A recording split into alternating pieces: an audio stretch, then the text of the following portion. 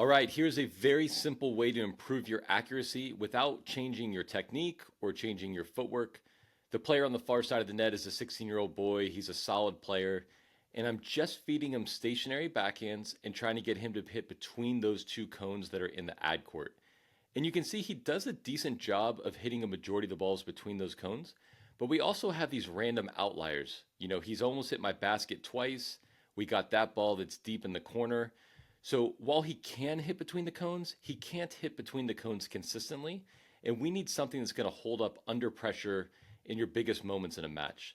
So we look at that shot pattern. He's got 9 out of 16 between the cones. They're all a little bit short. But like I said, the big issue is we've got this ball deep in the corner that he had no idea he was going to hit it there. And he's also got balls right at my feet. And that's about 18 feet apart. So when he was hitting that backhand off a stationary ball feed, he really had no idea where that ball was going. And so the simple trick we use to get more accurate is we give ourselves an intermediate target. In this case, I'm putting the racket on top of the net, and we're going to aim about 1 foot above it. And the concept is simple. Is it easier to hit a target 1 foot away from you or 10 feet away from you? In this case, that racket's about 39 feet from Bryce, and the end target is about 70 to 75 feet. It's a lot easier for him to hit this window just above the racket than it is to think about hitting the cone on the far side of the net. And so as we go here, just pay attention. When he's in the circle or around the circle, where does that ball end up? In a perfect spot. Again, perfect spot. And so he's given up control.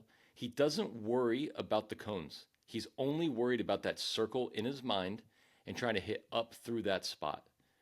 And so you can see here on the first 9, we've got 6 out of the 9 exactly where we want them. And honestly, those 2 balls that are short in the service box are on line. They were just shorter than he wanted. And so I sped this up for you a little bit. He obviously doesn't hit this fast. I didn't want you to have to sit through the entire video. But you can see when he's around that circle, the ball lands exactly where he wants. And some of these outliers, the ones that he's still catching a little bit late, yeah, there are footwork issues. There are technical issues. Those are all things that we can improve. But you can see overall the accuracy has gotten better just because he changed his target to an intermediate spot. And so when we finish up this set here, he's hit a couple cones. We get our shot pattern. Most of them now are between those 2 cones. And I think you can notice they're all a little deeper than they used to be because he was also aiming higher over the net.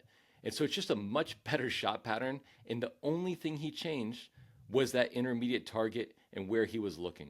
So here's our first shot pattern. Like I said, it's about 18 feet wide and the balls are definitely shorter. And then we look at the second set where he changed his visual target. The balls got tighter, they got deeper, and you see it's probably about half as wide as it used to be. If this tip helped you, make sure you subscribe to the channel and recommend to a friend who also struggles with their accuracy.